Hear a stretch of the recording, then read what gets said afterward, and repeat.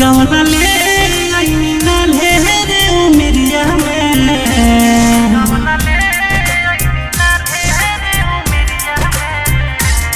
गवना ले आई ना ले रे उमिरिया में दर्द देनी पसवान जी कमरिया में रात होखे चाहे दिन दोपहरिया में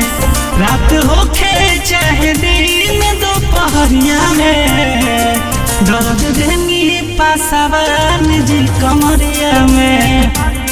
दर्द देनी पासवान जी कमरिया में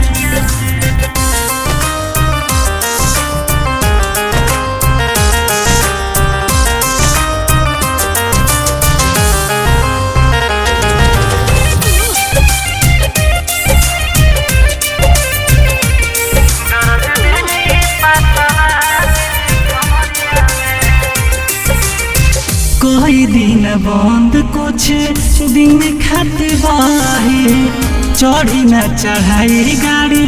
लोड नहीं सही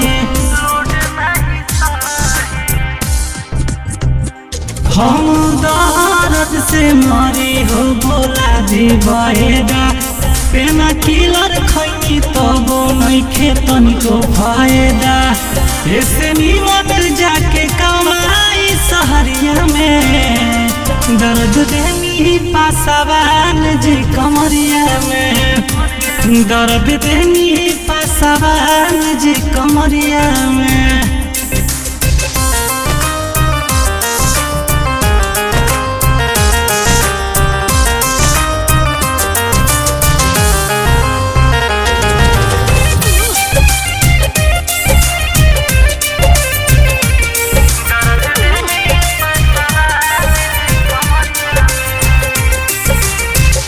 मानी न बात बुझी मनवा के भावना बिगन बरम पूरी कली अलगे बिछाना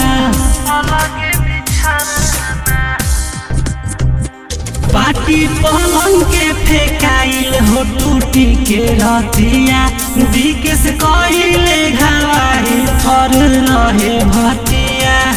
जुलुम करे ज्यादा बोला हरिया में दर्द देनी पासवान जी कमरिया में दर्द देनी पासवान जी कमरिया में अरे हटी ना।